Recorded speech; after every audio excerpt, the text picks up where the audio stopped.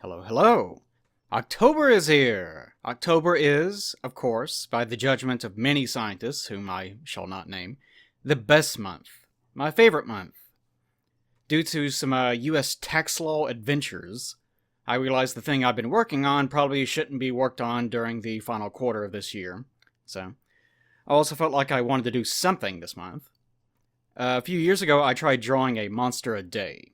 It made me hate my favorite month, and I felt like I was going to die, so I won't do that again. But I also wanted to do something with a little bit more interaction, so here's my idea. The part I liked about that experiment was that I took a lot of obscure monsters from other nations and made them into monster girls. Some were really hard because they were like elephant yeti things, very strange. This year I wanted to do a few videos, not sure how many, similar to that. Monster Girls bring in the money, so that'll continue. But what I'd like you to do is to give me a pitch for your local urban legends or obscure monsters. Not too much info. If it's too long, I'll probably have to skip over it and, because of time constraints. This won't be too organized, no votes. Maybe I'll prioritize upvoted comments, maybe I won't, I don't know. But I'll go through them and pick out my favorite. The more I can verify it's a real local legend and not some nonsense that you made up, the higher I'll prioritize it. So that's what I'm looking for. Your own little urban legends that you think don't get enough play. I prefer them to be from your local area. Something in your general region, not something that you heard or found on the internet. That sort of thing. But if it comes to that, it comes to that, right? So, for this video, I decided to go with my own local legend. Sort of. We don't really have any local monsters here, besides the demons of alcoholism and muddin accidents, which we have those in abundance. All the same, this is the Wampus. Now, the Wampus is not specifically from this area. It's not a Kentucky legend or anything like that. It has a lot of... It's sort of like like trying to figure out where the hell hush puppies came from. It's that sort of deal. No one is exactly sure. There's lots of differing local legends and insinuations on where things came from and whatnot. Some people say it's a Cherokee legend. Some say it goes back further than that. But the general gist of the story... Well, actually, first off, it has a lot of local variations in its telling. Since it became more of a modern sort of American monster, it has a lot of different names. In this area, we just call it the Wampus.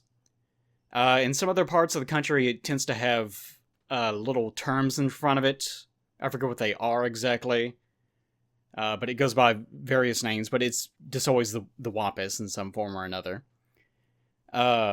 There's lots of variations in terms of local tellings, and even in terms of more, not ancient, but, just in terms of older ones, there's also lots of different variations in that telling as well. And by the way, if you're looking, I always leave these videos without music, because I know a lot of people just listen to them, and I like to be able to give people the opportunity to just listen to whatever they want to listen to, without me trying to cram it down their throats. But if you really want a recommendation for this video, try listening to Blue Ridge Mountains by Fleet Foxes. That'd be a good one. Yeah, that's a good one. So the general story of the Wampus... Actually, I think there's two different ones I can think of. No. That's Talipo. That's what I'm thinking of.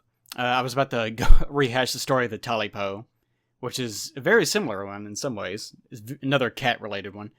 Since there's not too many big animals in this area, typically the stories that you hear are associated with bobcats or cougars. And even cougars in this area basically have died out. Every so often you'll hear tell of someone seeing one, but this is not very common these days. Whenever I was much younger, I used to hear them, because they have a very distinctive cry. They sound a lot like a woman being accosted in some manner or another. So they're very recognizable, but you don't hear them anymore. And even like bobcats in this area, you don't really see bobcats anymore, for that matter. But whenever you hear monster stories, that tends to be what it actually was. Um, Foxes also have a weird sort of scream that gets confused for people being murdered in the night. That comes up too. Same deal with rabbits that are being killed. Rabbits that are being like killed by animals of some sort, coyotes or whatever. Tend to make a very similar, very distinct sort of horrible death throw cry. That's the only time they ever say anything, is whenever they're being murdered. Good for them. Good for them. But the general story of the Wampus is... Let's see if I can remember. I think the Cherokee version, it actually has names, and it's pretty detailed. Actually, yeah, hold on. Yeah, okay, yeah, I did have reference material. Yeah, in Missouri they call it the Golly Wampus. In Arkansas it's the Whistling Wampus, supposedly. And of course in this region it's just Wampus. But I'm reading from someone that interviewed a Cherokee tribe member, supposedly. And they recounted some of this. Supposedly there was an evil demon called Ewa, the Spirit of Madness, that had been terrorizing some local village. And they decided that their bravest, strongest warrior should go out and do battle with this thing. Because it's bad for some reason. Apparently it's some sort of spirit that accosts them in some manner or another. And he goes out, but this thing's power is that it can essentially steal your soul just by looking at you. And he unfortunately was not careful enough, and his soul was stolen as a result. And that basically just makes you a listless, like, nun person. Like your soul has been stolen, essentially. And after this, I forget the details, the wife, I think it may have even been his promised wife, like they had not actually married yet, took up arms, essentially, and wore this bobcat mask that they had made that supposedly is able to make the Wampus's power like backfire on itself in some manner. And she left to seek out the thing that had taken her husband's life. Actually, he was catatonic, but and she managed to sneak up on it whenever he was drinking from a river, I think. And upon turning, it of course caught a glimpse of this mask that she was wearing. And as a result of that, its own power backfired on itself. And her soul entered into the Wampus. And as a result, she fused with it. And now it's her soul wandering within its body, controlling it from within for the rest of time. And it's something of that nature. In some variations of the story, she comes back, and some both are healed. In some cases, the husband is healed, and she is cursed forever. There's also variations of the story in which, during a ritual, like a shamanic ritual of some sort, a woman was hiding under a very specific kind of blanket that was made for that ritual, that was made out of bobcat pelts. And because she was spying on the sacred ritual, the spirit of the bobcat entered into her, and as a result, she was cursed by becoming the Wampus. A half person, half bobcat or cougar-like creature. And the general description of the Wampus usually is basically, anytime that these things come up, what they're actually describing is going to be, it's just a cougar. Someone saw a cougar. So usually all the descriptions sort of fit that, or they fit the description of a bobcat. Because those are the two things that get most commonly mistaken for this sort of thing. But it seems like it's always described as being a mountain lion, like cougars are mountain lions, same thing. like creature that happens to have 6 limbs.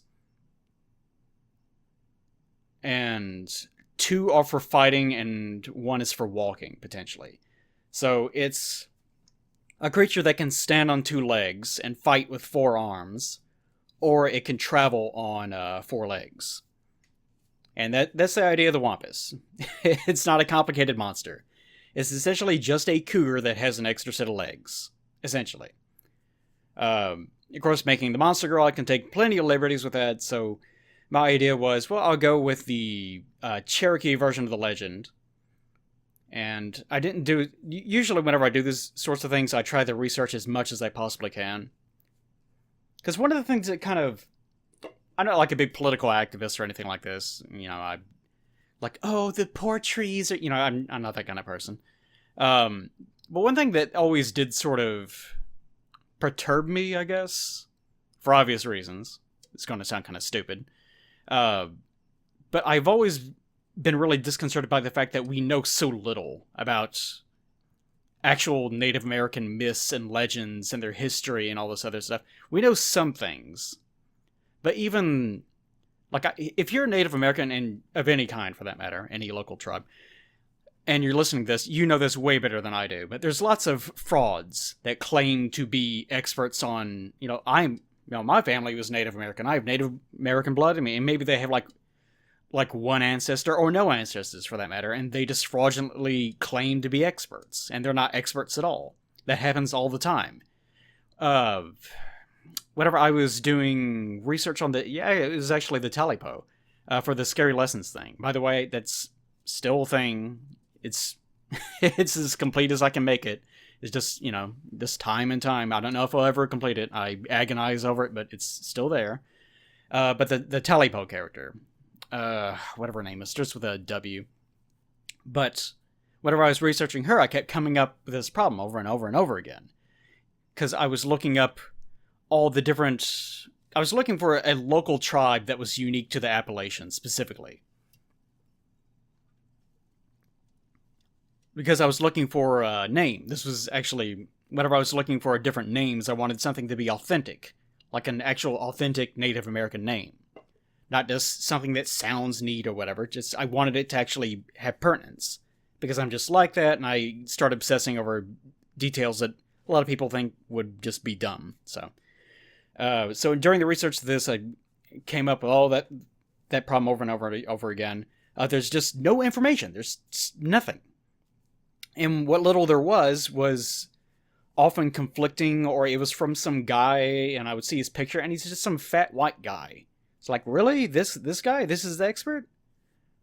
So, another great example of that I know right off the bat is Star Trek Voyager. Had a lot of Native American references, but pretty much all of them were completely fraudulent. The character of Chakotay, who no one likes, just the character is terrible. He's incredibly boring. He just existed because let's have a Native American, and that was it. That's as far as they thought ahead. The so-called, I forget what his name is, but the so-called expert that they had for Native American everything, that gave them the information that they needed in order to be as authentic as possible. Which, I don't know why they needed this whenever the character was from a non-existent tribe that was like a mishmash of all sorts of different other things. So it didn't really matter exactly. But the guy that they brought in is infamously known for being a hack and a total fraud that has absolutely nothing to do with Native American culture at all. So that's sort of a famous case of that, where he misrepresented an entire people and just appropriated it for his own purposes. So, very unfortunate. But just because of the nature of American history, modern American history, a lot of the incredibly unique things that would be really cool to draw upon for my own purposes, my selfish white man purposes, are just lost forever. They're just gone. It's like my book. I wrote that dumb book, and it's there. It exists. It's on my hard drive. I could give it out any time, I guess. But if I get in a car wreck or something tomorrow and die, then it's just gone forever. You'll never see it. If I die tomorrow, then most of you guys will never know it. I'll just stop posting one day and no one will have any idea what happened to me because I'm just not connected to anyone. That's how it goes. But it's just one of those things. Like, it's really unfortunate whenever you lose something like that forever. There's lots of cases of that. There's some cases of, like, the Romans. What was the... I can't remember the name of it. But there was a competing empire very, very early on in the Roman history. It's not even really an empire, really. It's just city-state stuff, I guess. And I can't remember their names. If you can think of it, please post it in the comments, because this is super interesting. But the Romans were in this bloody feud with them for a very long time. And they eventually, in their early wars, managed to best them. And in the process, they razed everything of them to the ground. Absolutely everything. They killed every last soldier, all the men, women, and children. Like, they genocided, they holocausted, whatever, everything. And even whenever they got to the city, rather than taking over the city or anything, they burned the whole thing to the ground. Like, all their books, all their history, even, like, the little huts, even the stone foundation, they upended and just burned to, like, cinders. And I don't even know how scientists even know that this happened. This is the interesting part to me. But they were so thorough that there's almost no information on who these people were other than, I think, their name and some very loose information that was only gleaned probably from, I'm guessing, surrounding impartial observers, like other historians during that time frame. I don't know. But if you can find any information on that, I would really be interested in rediscovering that, because it's been years and years since I read about it. One of those cool things, but maybe they had something to offer history. Who knows? Like the library at Alexandria, was it? But the ancient Egyptian libraries had all sorts of information that was cataloged for a huge amount of, like, all the history during that era was cataloged there. And after it was burned and sacked and all this other nuts, it was just gone. It's just gone forever. And who's to say how much is known now that was known then? There might be information that was there that we'll just never know ever again because some idiot decided to just burn it to the ground. Or whatever exactly went on with that. I can't remember what time frame and everything was. But just the tragedy in general, just losing information. It's always sad to me. Anyways, with the design of the lady here, I decided to make it a combination of both a cougar and a bobcat. Being from Kentucky, I, of course, am very familiar with bobcats, wildcats, as anyone from Kentucky should be, even if you're from Louisville. And by the way, we do pronounce it Louisville here. It's not Louisville or Louisville, I guess might be a more unusual way of pronouncing it. There's no reason to. It's like how people from Nevada obsess over that. Everyone's mispronouncing it. It's not pronounced Nevada. Even though it's an actual Spanish word, and it actually is pronounced Nevada. Everyone in the world pronounces it that way, even people that don't recognize it as being a word, except for people from Nevada, who I forget how they pronounce it. Nevada or something. It's some very unusual thing where they just started mispronouncing it, the people that settled the area, and now it just stuck. It's stuck that way, and it's just now incorrect forever. But yeah, Louisville. I wanted to incorporate the things that I like the most about both kinds of animals.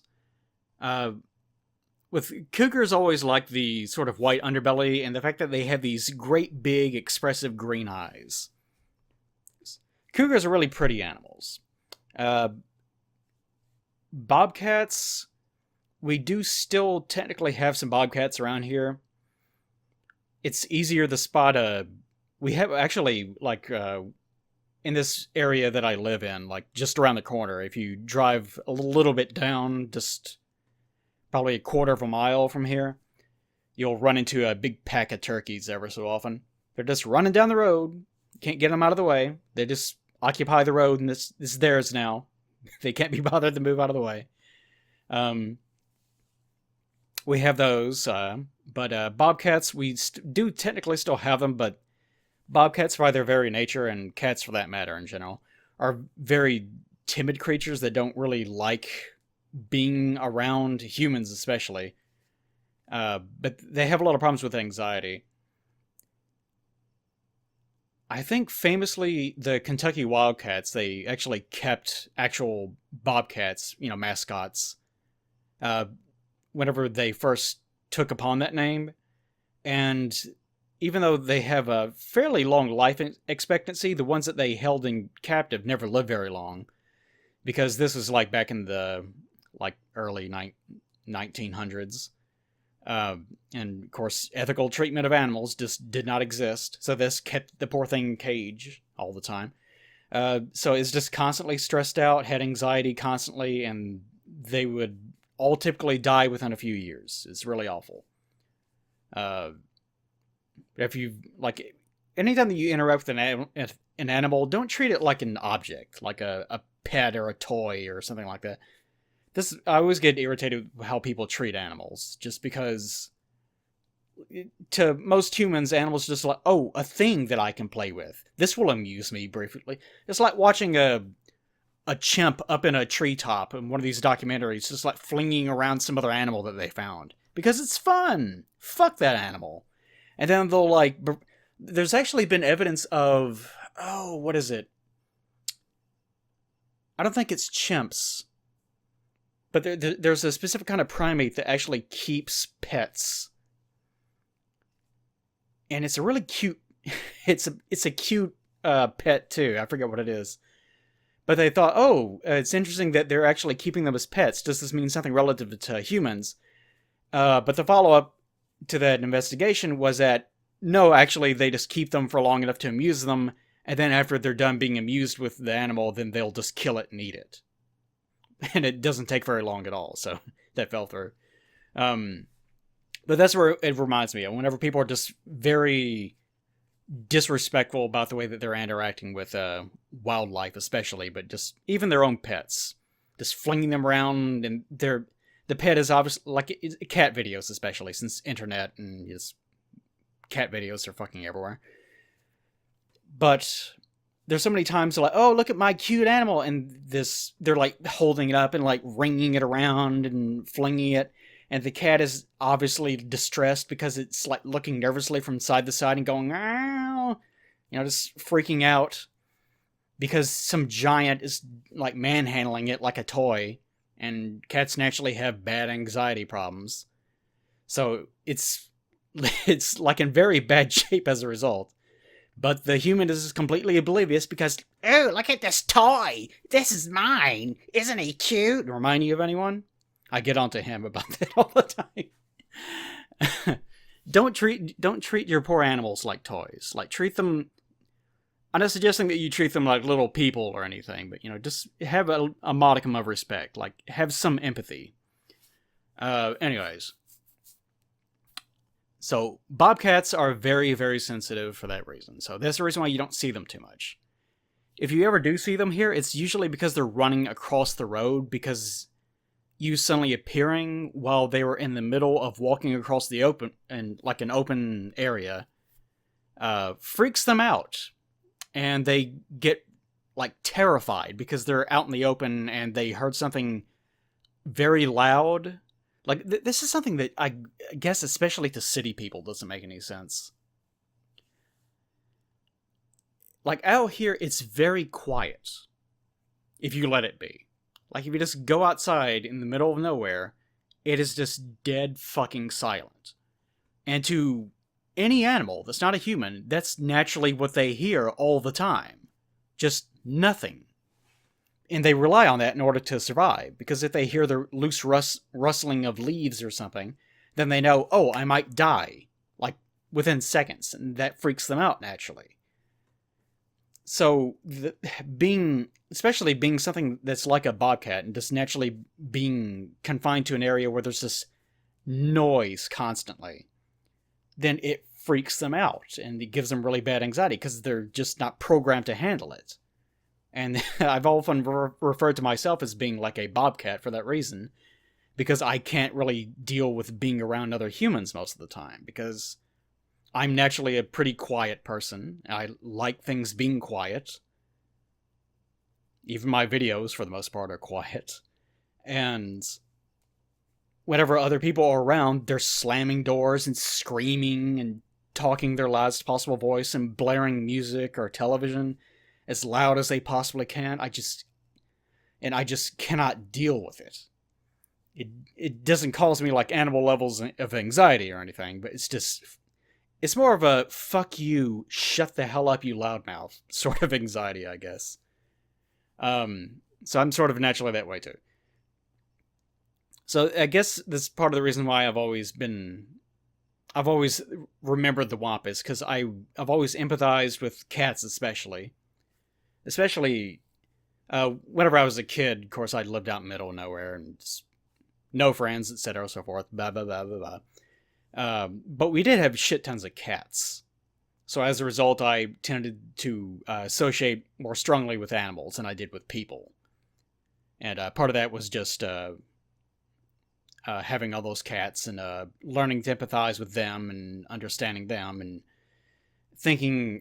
I guess my naturally I developed into being someone that was quiet. Whenever I was apparently much younger, I was very loud and more normal, but I guess something hormonally shifted within my brain somewhere, and as a result, I became who I am today, in addition to other things that happened, blah, blah, blah, blah, blah. So this is probably where I'm getting most of my animal empathy from. Another part of it is that we used to farm the ground of a guy that we called Barley. That's not his actual name, but we just called him that. And he was a really old guy. I used to go over to his house and just, like whenever we were farming his ground specifically, I would just stay inside of his house rather than just sitting there waiting on my dad, which is the general theme of my childhood with my father was my older brothers would be the ones doing the work, and I would be told to just shut up and stay out of the way because I'm useless. And that was the theme of my childhood. So rather than just do that, I would go stay with him, watch movies or whatever. And more appropriately, I liked going over there because I got to play with his cat. And he always had Manx cats. I don't know where he got them from. He apparently knew some lady that bred them specifically. But I always thought that the fact that they were Manx cats was really interesting. So the last cat he ever had before he died, and I think he died of he was a heavy smoker, and I think he died of lung cancer, I think it was. Of course, I was so young that it didn't really register with me that anything was wrong with him, but something was, apparently. But the last cat he ever had was named Wampus. And he actually told me before he died that he wanted me to inherit and care for Wampus because I was the kid that always liked obsessing over his cats. Unfortunately, I didn't get Wampus. I did not get Wampus. I think his sister, maybe? It's been years and years. This is like 30 years ago. Almost 30 years ago. But I think his sister actually got a hold of the cat and decided to take care of the cat because she didn't know about any of this, of course. So, Wampus... Wampus's bones rest somewhere else, I guess. I don't know where he is. So that's what put the idea of the Wampus in my head. That's where I heard about it for the first time. So whenever I decided to come up with a monster lady for that's the reason why that it was the first thing that I went to. Now, as far as the drawing here goes, whenever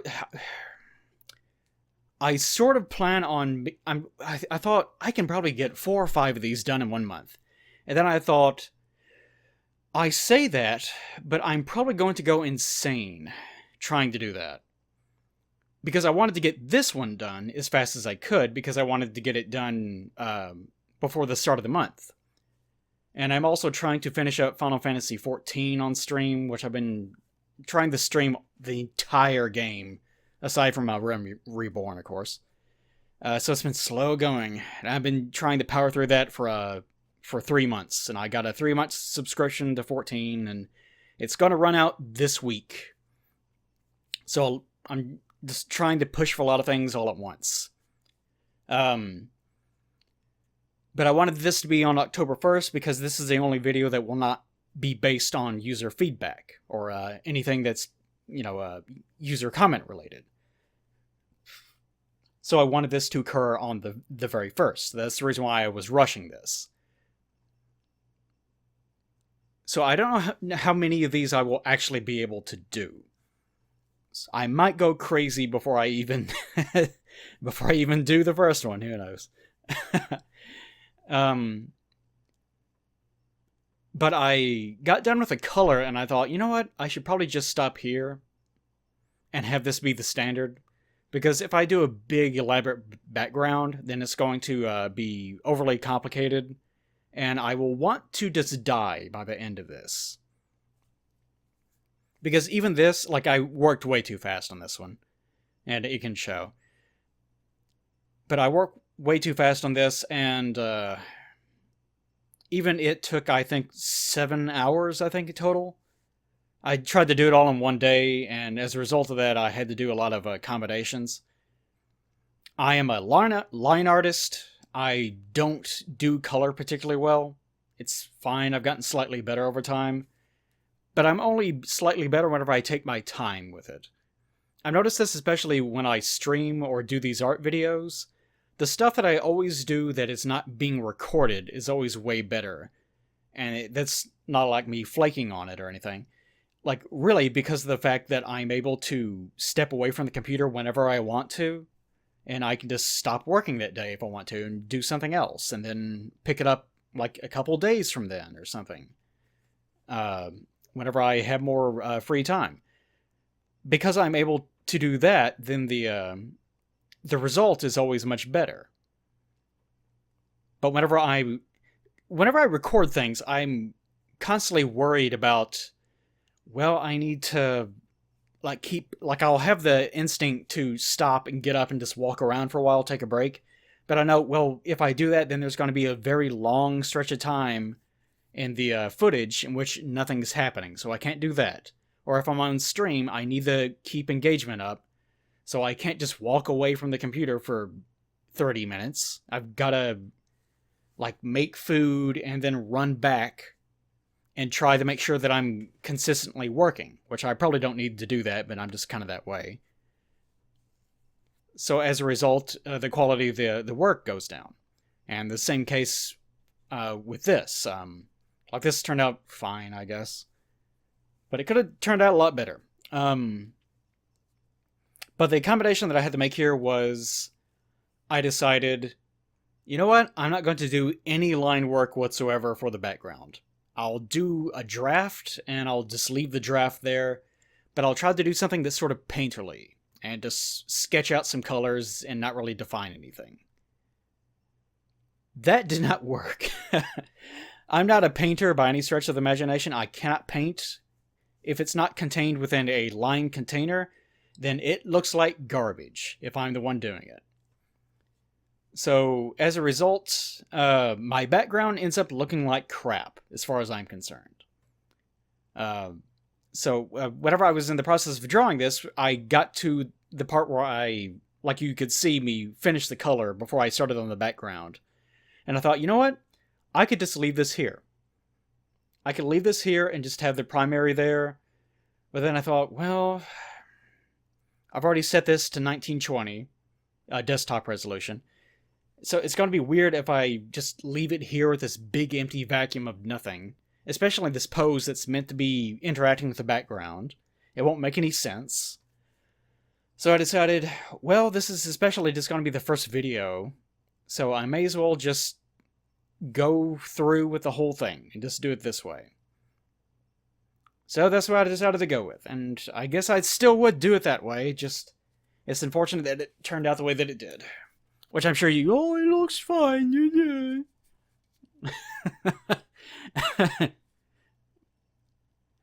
But it doesn't. It doesn't. It's terrible. It's absolutely terrible.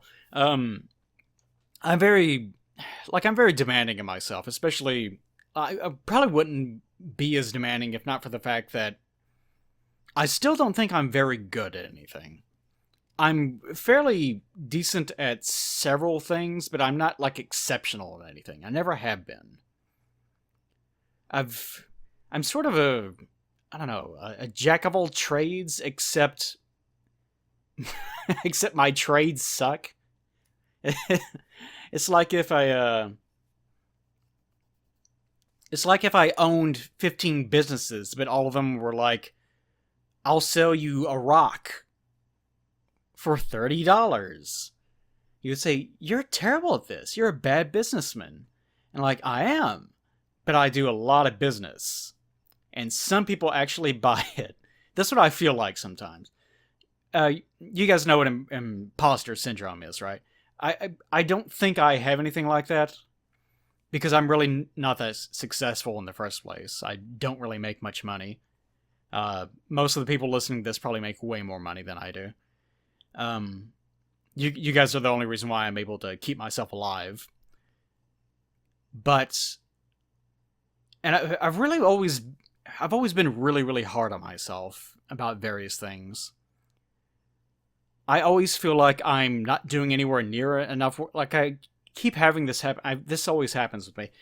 Someone will give me a task, and I'll do the task, and I'll feel like I didn't do enough. That's like I probably phoned this in. People do this way better than I do, and then they'll look at it and go, "Holy shit! Like you went above and beyond with this, didn't you?" And I'll just look at them like they're crazy, because to me, I came nowhere close to what my expectations for myself were. It's probably a good thing that I'm not in charge of managing people, because I would probably expect way too much of other people too.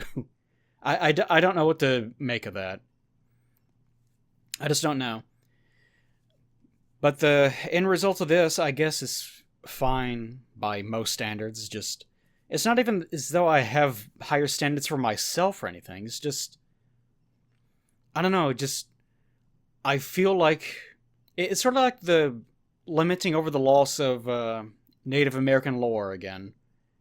It's just, what could have been? Like in this theoretical universe in my own head, what other reality could we have had where things could have been better? I don't know what they are, and maybe this is the best version that we could have gotten. Like, maybe it could have been much worse in every other iteration. I have no idea. But we'll never know. And with me, I don't know. Maybe if I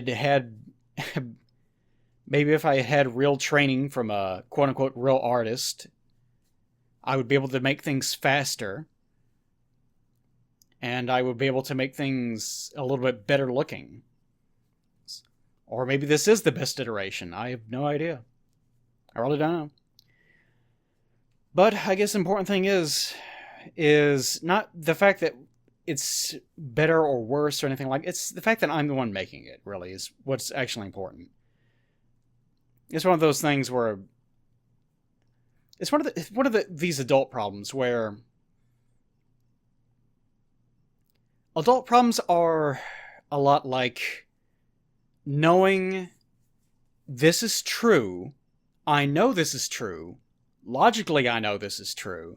And if someone were to present me with the problem that I'm having, I would be able to look at it and go, this is true, this should not be bothering you for this reason. But it does, because you're an adult, and all humans are driven by their insecurities and feelings of inadequacy and the fear of just existing. That's probably the most true thing you can say about humans. Maybe I'm like a bobcat because most people are like bobcats, but I'm a little bit more honest with myself in that regard. Like, I'm more honest about my anxiety of simply existing, whereas a lot of I think most people do cover that up over time. They think that being an adult means that you have to put on a face for society, or a face for yourself to assure yourself that you are in control of your life. When our every instinct is telling us, no, you aren't. Maybe that's what the story of the Wampus actually is. Maybe it's a person wearing a mask that ends up losing their soul, or possibly gaining it, by confronting an unknown demon in the dark that's sustaining itself by draining us of our own power. When in fact, really, it's just us all along. 4 arms for fighting, 2 for running. I tried the maker design sort of Native American-like without necessarily being Cherokee, and I tried not to make it offensive or anything, but I'm not sure if I succeeded, which is either a good sign or a bad sign. So, in the comments below, leave me your local legends or local monsters, what have you, and hopefully I can track down more information on it, confirm it, and make a monster grow out of it, maybe. It's still a little bit too damn hot for this time of year, but it's still the best month, so enjoy it. Now, what should I name you?